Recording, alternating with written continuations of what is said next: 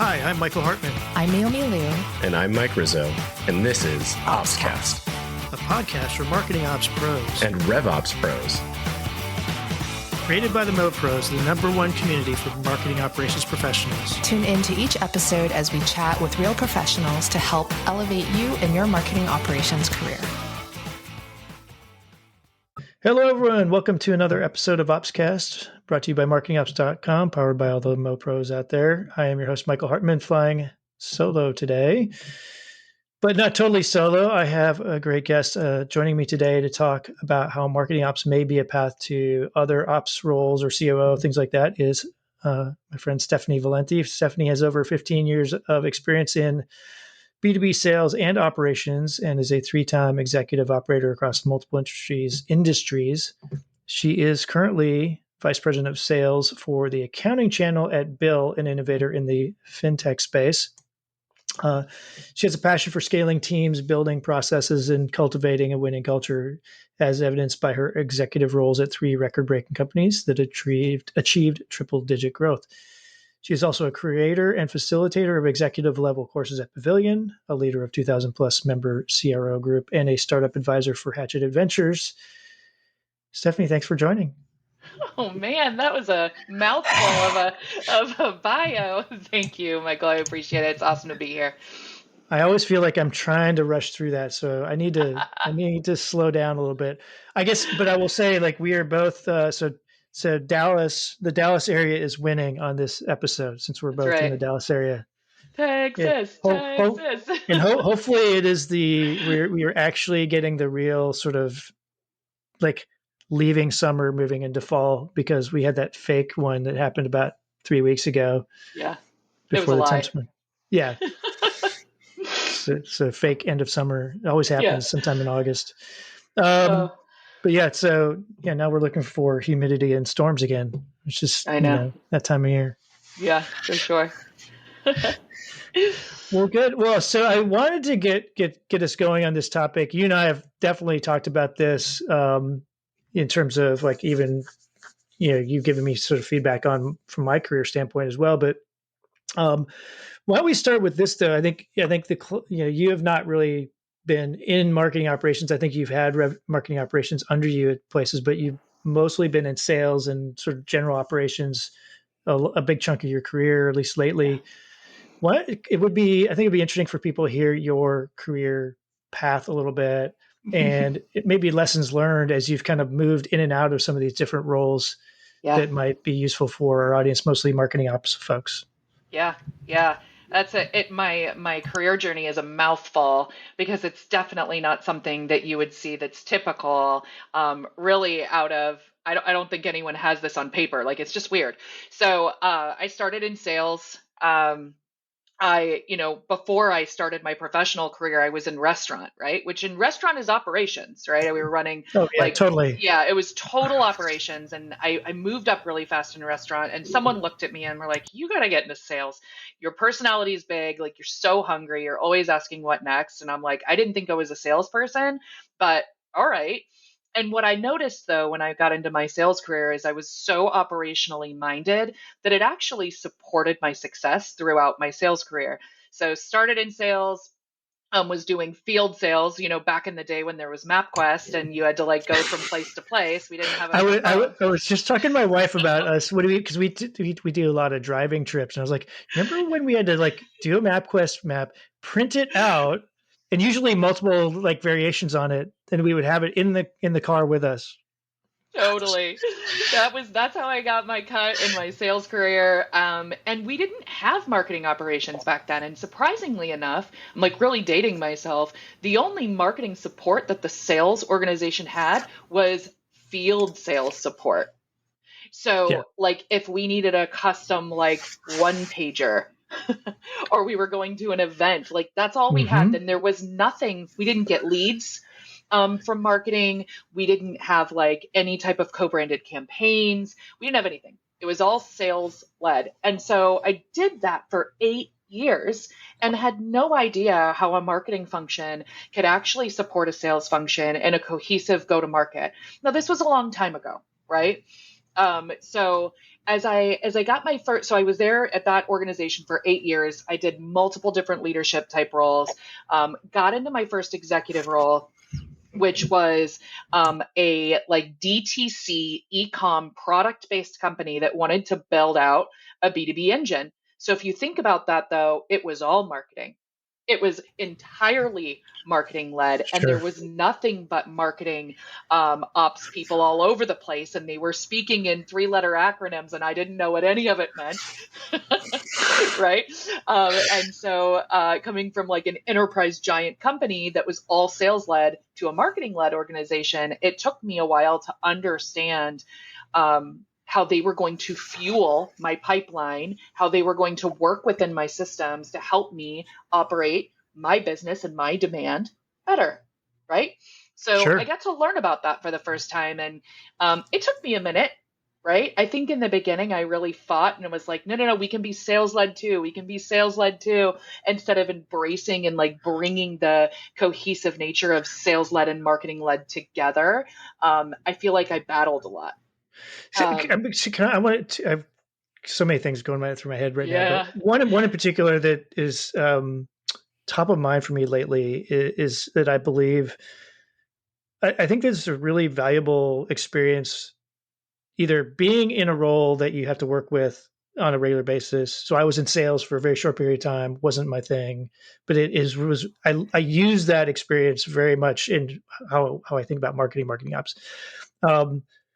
But I think a lot of people tend to just go like, those people just don't understand me and they're a pain in the Right. butt or whatever. So how did you like? Are there any particular things you remember doing that were like, I'm going to try to learn about what those teams are Yeah. doing in that scenario?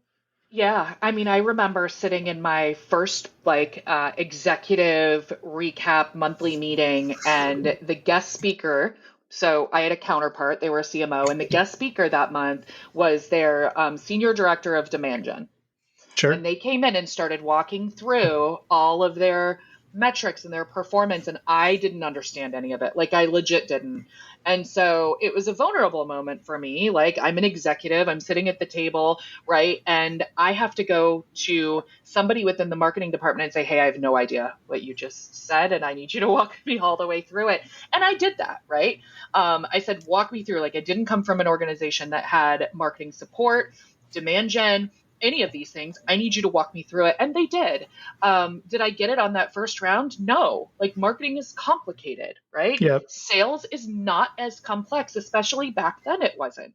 It was Right. conversation, human to human, metrics through a conversion, and like make more discovery meetings and close up your business and you're good. And the other side was too complex for me to grasp immediately. And so I asked more and more questions. I sat with more people. I was vulnerable about what I didn't know.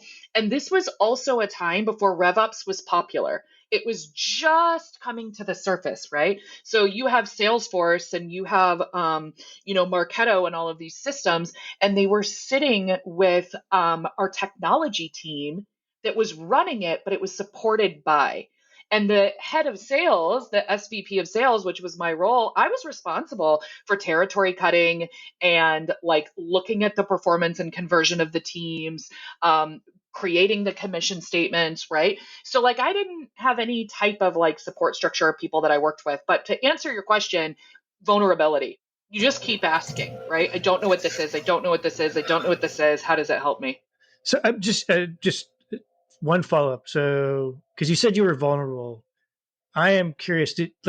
What do you think the reaction was from the people you were being vulnerable with? Asking, were they Yeah. surprised? Were they grateful that you actually asked the questions, or is it sort of something else? Hey everyone, Mike Rizzo here, CEO of MarketingOps.com and co-host of OpsCast. I've got a little secret to share with you, something that's been one of the best kept perks of our community until now. At MarketingOps.com, we've built a hiring program that's changing the game for marketing operations recruitment, and we're finally sharing it with the world. Our community is over 22,000 strong, and within that, we have over 4,400 members who are actively and passively seeking new opportunities.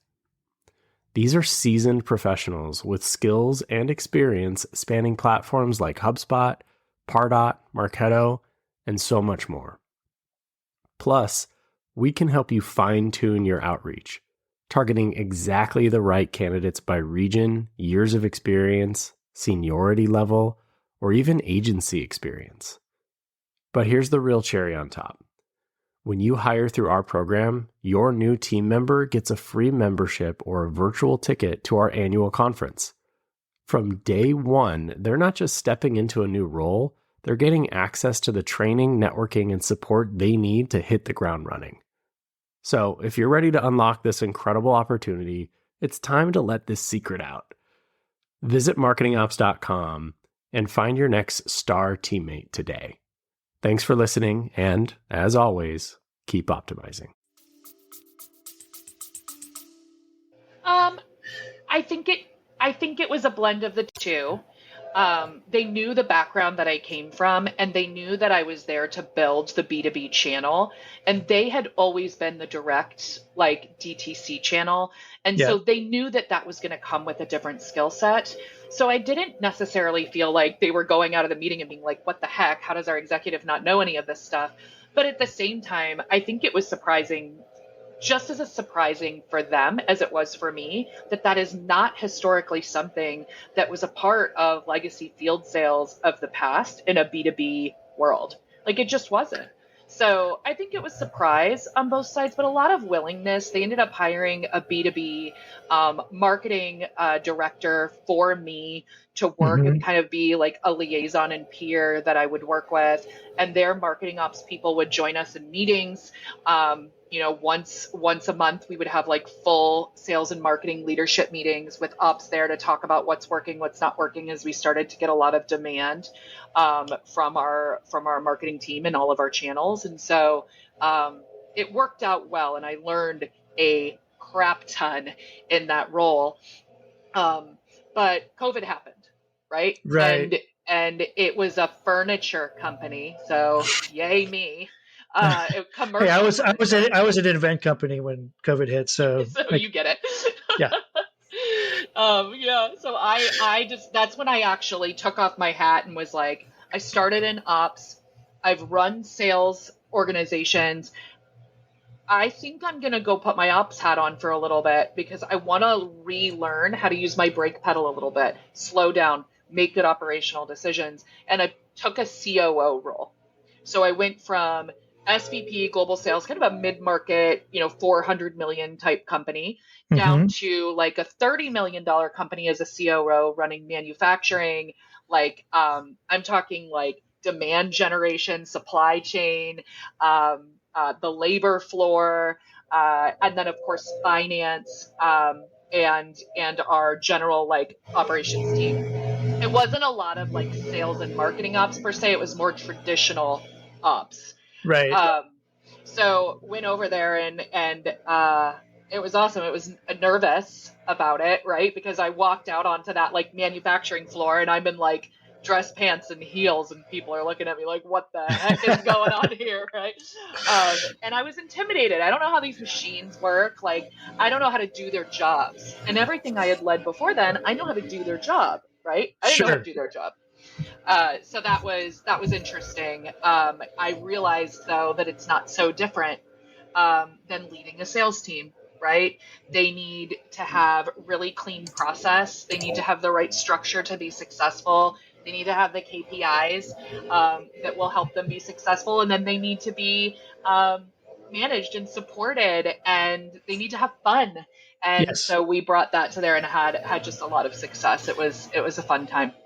Yeah, I think I'm hearing. I think our listeners, if they are not picking up on this, like, I think it's really valuable. The reason I asked you about what the reaction was when you asked this question is my experience when I've done that is people are actually, they want you to understand what they do, right? Yeah. Most people do, especially if they feel like they're not seen as a valuable part of an organization, which I would, that there's a ton of people who are listening who feel like that as marketing ops professionals. So I encourage everyone, like, learn what those other teams are doing. Ask the questions, be vulnerable, be humble, right? I think it doesn't mean I think it's. I think a lot of people, you might feel this, right?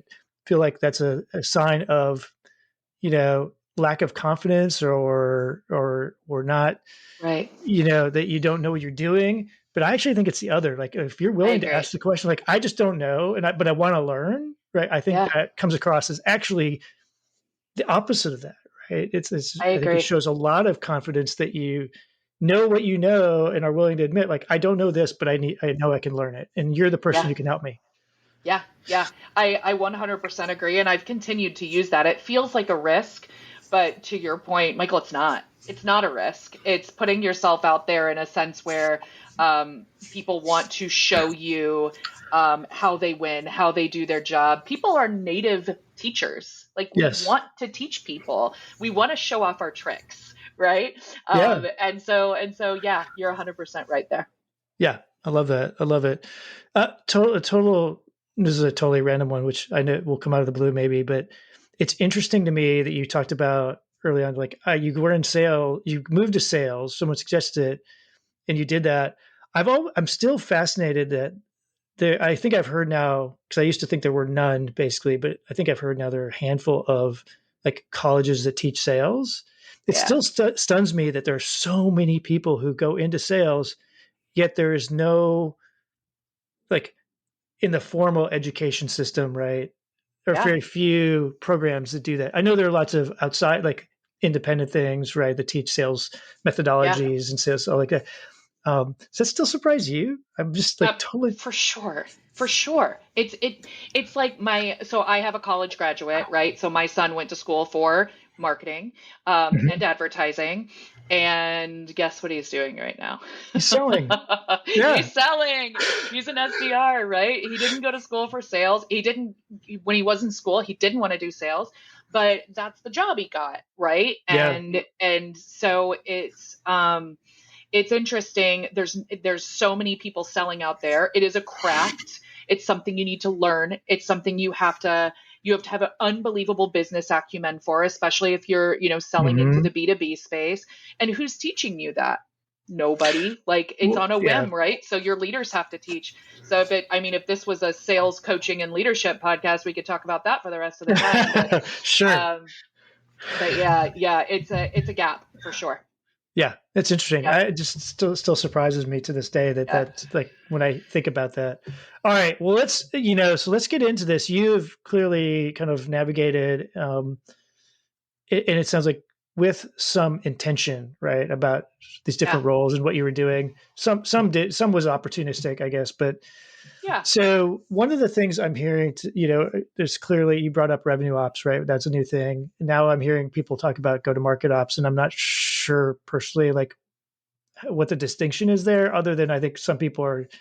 I still think I see a lot of people using revenue ops when they really just mean sales ops, right? Yes. Um, but um, do you see, like, do you have a distinction on those things? How do you think about them? And then Yeah. where do you think the other part I would say is, like, my sense is that many of these, if you think about these ops roles in the go to market space that cover multiple functional areas, sales, marketing, maybe customer success, the people who end up leading those tend to come more out of, um, the not like sales ops in particular, I think, but in less marketing and probably even less so customer success ops. But how do do you see the same thing? And Yeah. if so, like, what do you like? How do you see marketing ops folks being able to kind of be a part, like, get a stronger foothold into moving into those roles in go to market ops and maybe even beyond, Yeah. right? Yeah. I think there's a lot that you just said there. I think one thing that's important to share before I jump into my opinion on this is my role after that COO was a CRO role running marketing and an entire team of marketing agency delivery people. So I ran a team of marketers and marketing ops people.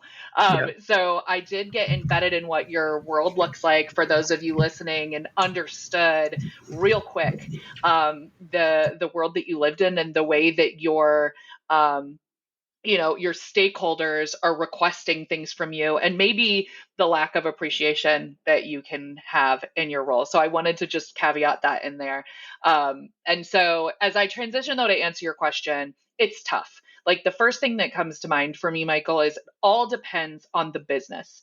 Businesses are different, right? Their revenue models are different, their organizational structures are different. And so I think that's the toughest part of being any type of ops professional is what does this actually mean for me?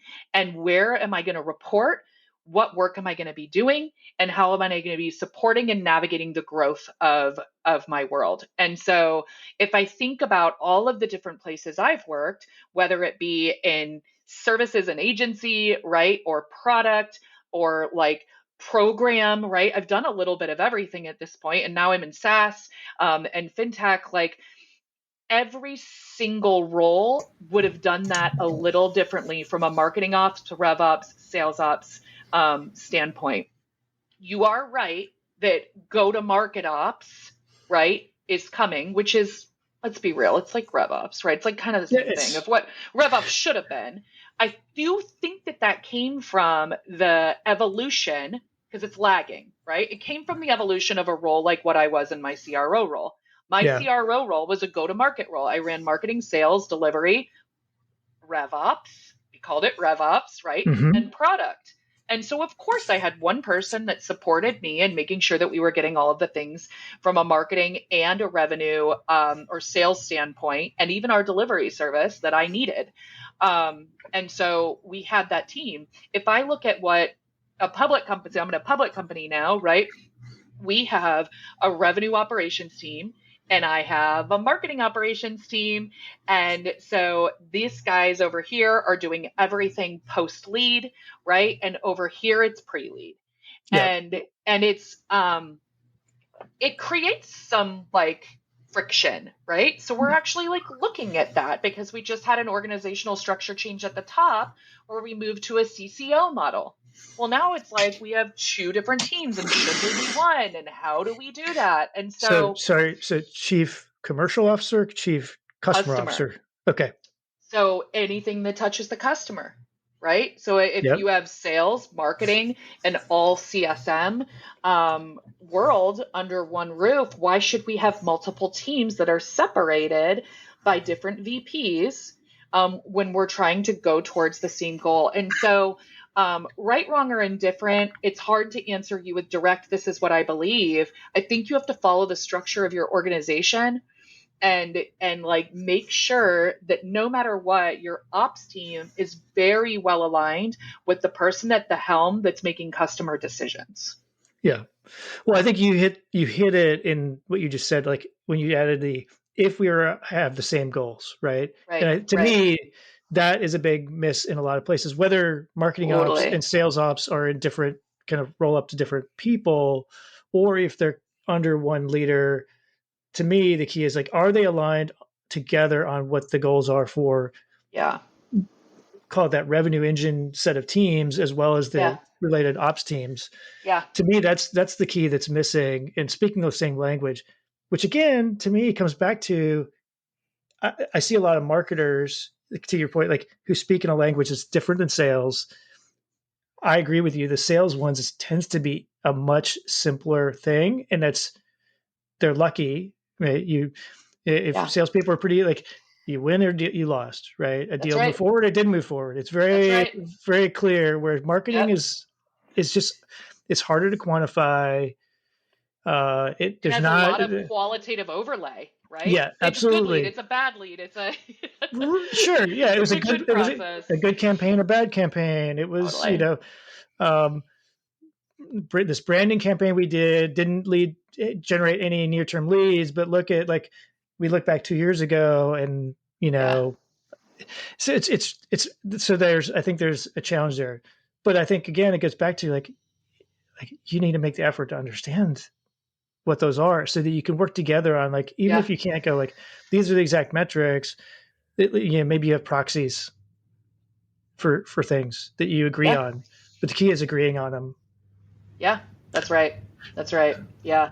It's too, like, I think one of the other questions you asked when you were posing like the conversation starter here was like, how do you know what even like your career path is, and like where do you navigate yourself? Like if you're in marketing ops or sales ops or rev ops, like how do you actually navigate what's next for yourself? And the one thing I'd say is if I put my experience on paper, it was all about actually jumping into new things to gain cross-functional experience and taking a risk. So it's almost like if you're in marketing ops today and you want to be a CRO someday or a COO someday, or like a VP of revenue ops or go-to-market ops, you got to cross-train yourself, which means you're going to have to jump into something and do something that you know nothing about.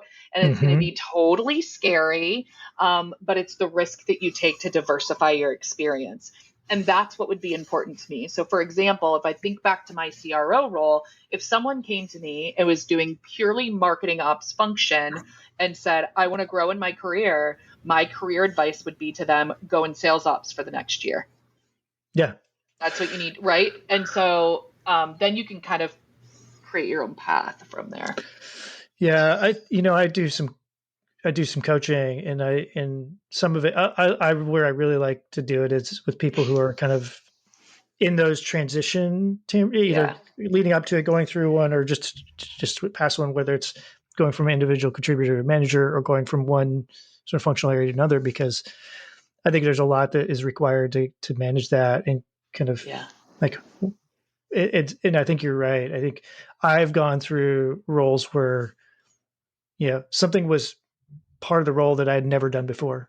Right. I took over, I took on a role where title was not what it didn't really represent it, but essentially I had marketing ops. But in addition, I had to build a small inbound BDR team. I'd never done that. I'd been in sales, so at least I was like. And by the way, the person who ran that was doing that job for the first 2 months was me.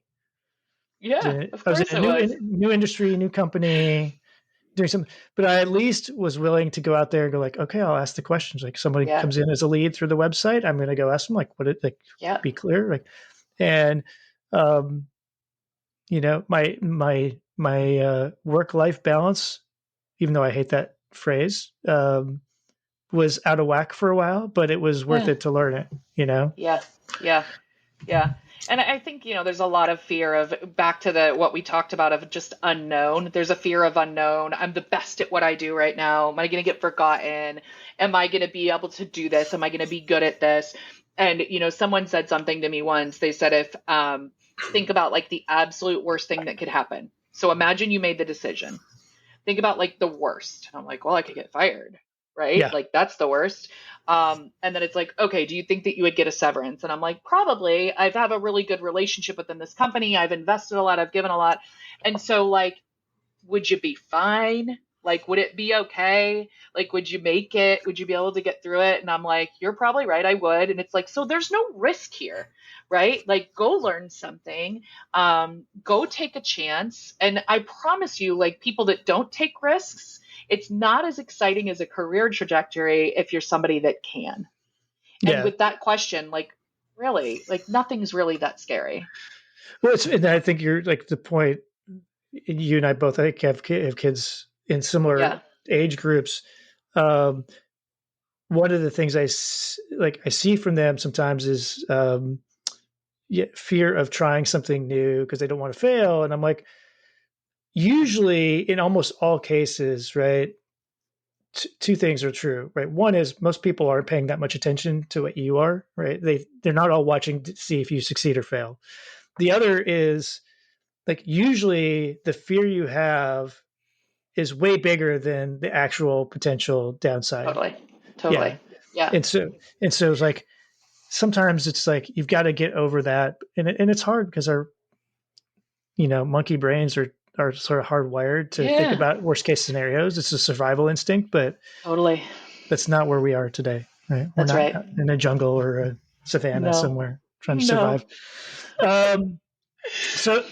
So I guess one of the other things is I think we've talked about the idea of like learning new things, trying new things. Do you think there are now, especially I think it's what I love about it is that you've got experience in all these different ops functions, including marketing ops now. What are, for our listeners who are in marketing ops who are interested in either call it revenue ops or go to market ops or general business operations things. Like, what Yep. are two sides of this coin? Like, what are some of the skills that they currently have that they can go like, this will transfer over and I can do it? And what are some of the skills that they would probably need to learn to move into some of those other roles? Yeah, yeah. So I would say first things first is even while you're in your marketing ops role, you really want to make sure that you're meeting with stakeholders often to just get their language. What's important to them? How do they speak about their business? I'm talking about product. I'm talking about sales. I'm talking about enablement. All of those people that support that revenue engine. Meet with them, sit in those meetings, take notes. When they say something you don't know what it is, write it down, look it up, get with a mentor and ask. And so like that's a big disconnect that I see. Like if I've had somebody more in marketing, but more in a silo, or even in a marketing ops role, but in a silo, I only work in this system. I only build my workflows in this system. I only work with these campaigns. I don't see what happens after. I don't follow it all the way through. That's not my job. You need to know what happens at the end. You need to know what that feedback is, whether you agree with it or not, right? Totally. So like constantly doing that is imperative so that when you do interview or raise your hand or say, I want to take on that rev ops or sales ops, you're able to say, here are all of the magnificent strengths I have. And we'll talk about that one in a minute. Like as a marketing ops professional, and here's what I know about your business that I've learned over the last 30, 60, 90. And here's what I know about these other ancillary pieces of the business. And here's how I think my strengths would apply to this role. And then proactively, this is my best interview hack, talk about what you don't know in the interview. Because guess what? They're thinking it, or they're going to call you out on it anyway. So if Absolutely. you say it proactively, right? It's almost like in sales we say that, right? Like if you know what the pain is up front and they haven't mentioned it for them, right?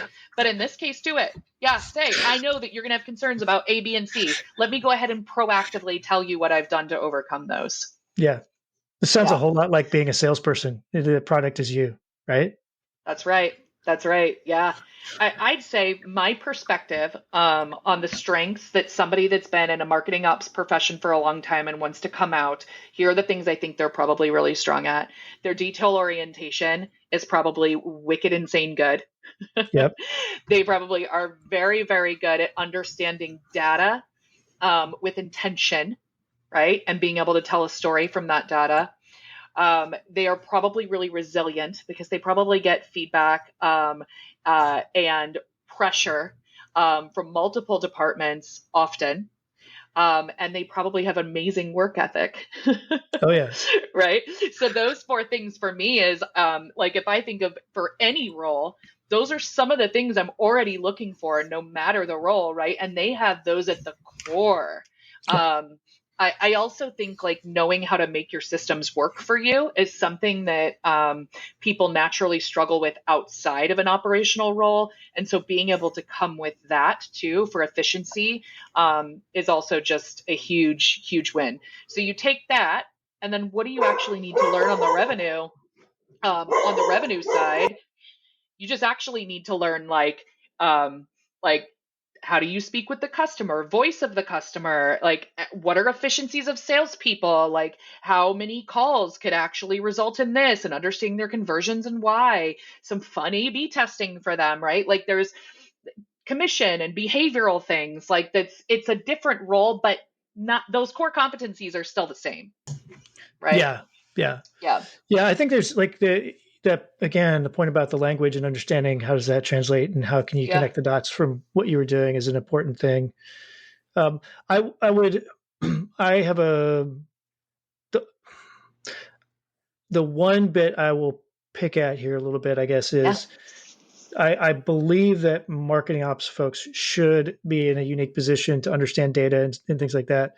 I don't know that all of them truly understand that all the way through to the end.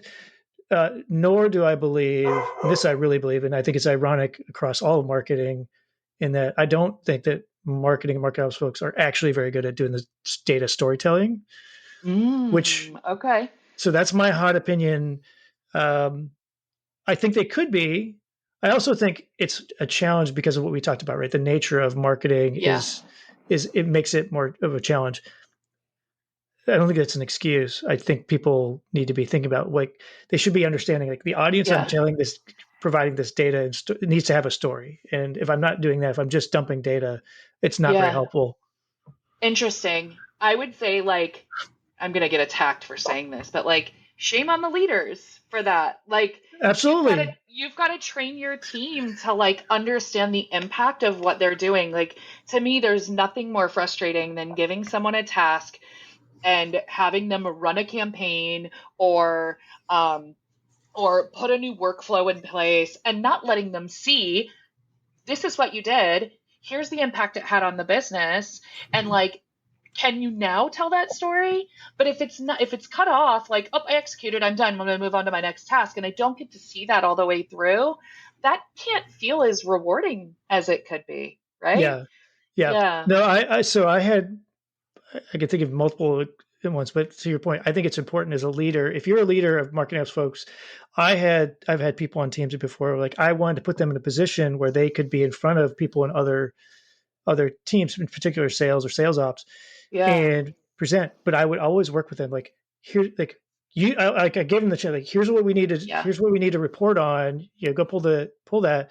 They would generate it. Like, okay, I was trying to guide them to it. And Yeah. after they did it, we'd have a follow up and go like, Yeah. did you see big clue, right? Did you see the body language? And maybe Yeah. he didn't say it that way, but did you see how John reacted to this, right?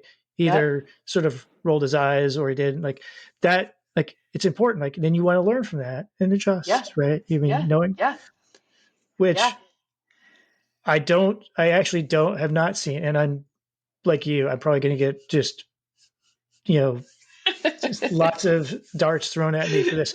But I do think like there are people who are good at that. And there's certainly people in the marketingops.com community who are good at that. Yeah. But I don't think it's Yeah. generally a good one.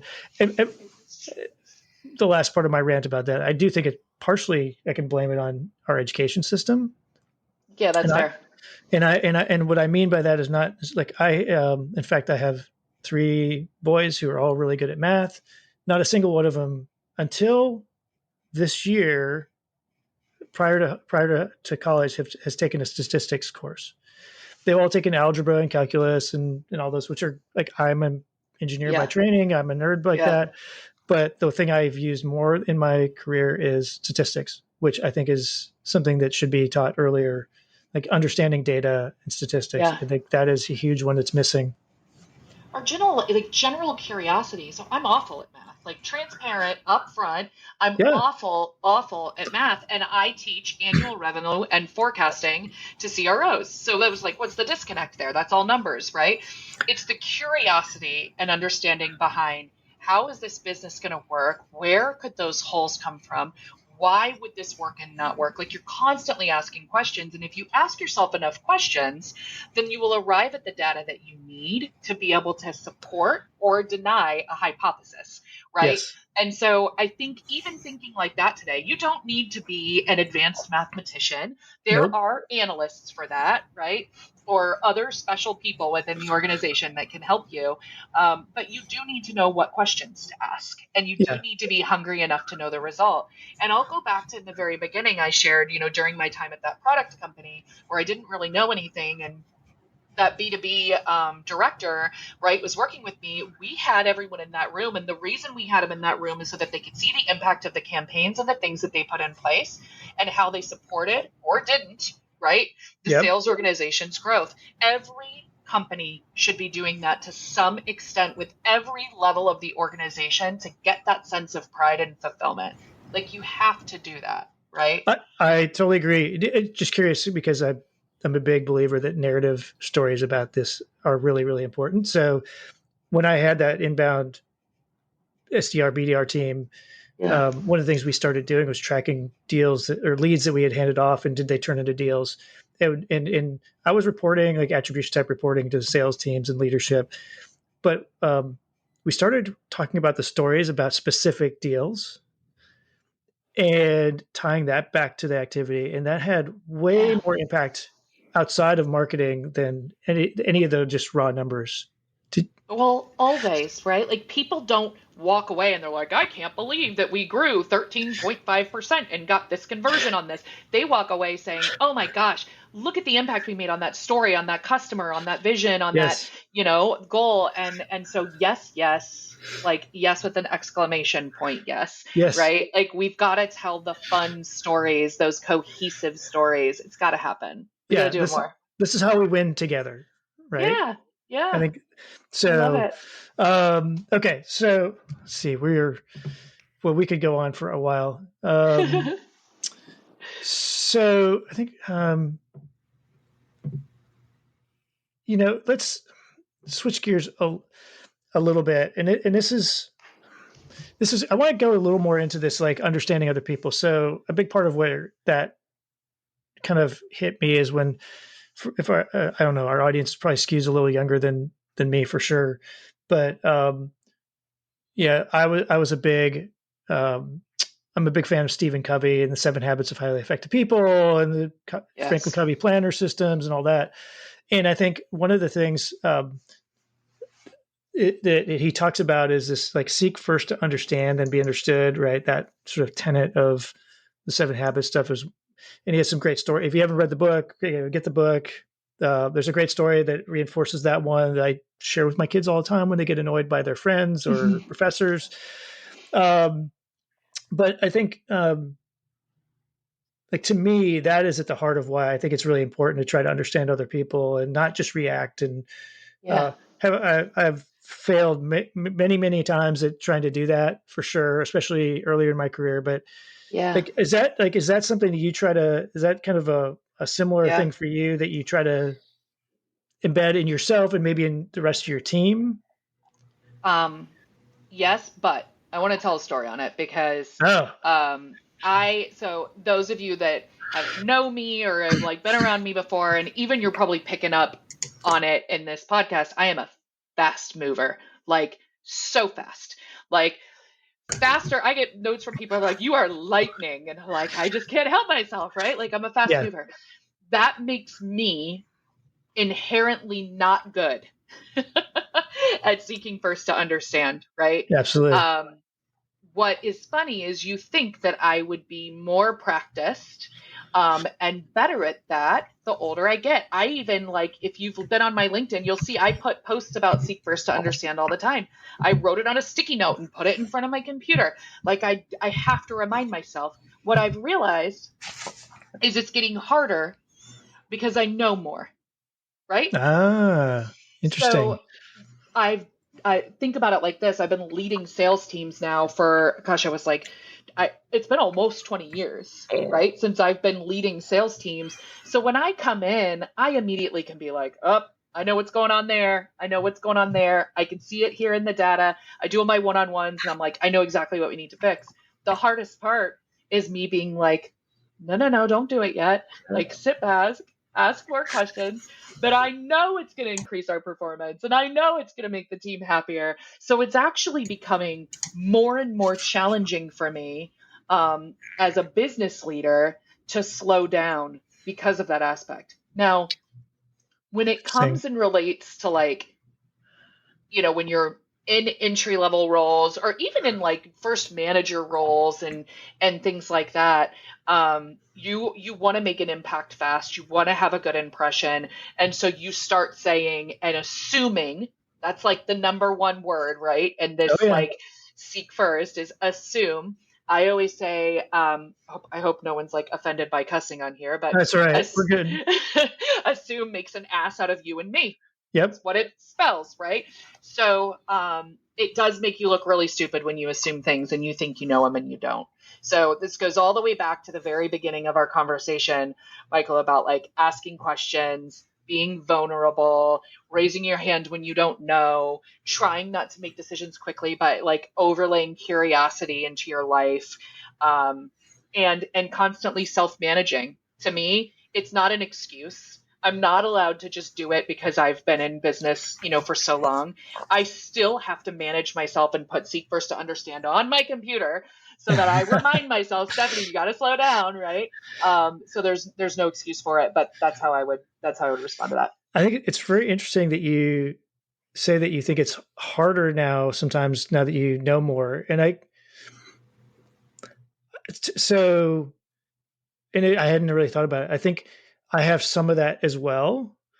But I think part of that is because I like you, like I see around the corners, like seen enough of these things, like, oh, that's where the issue is.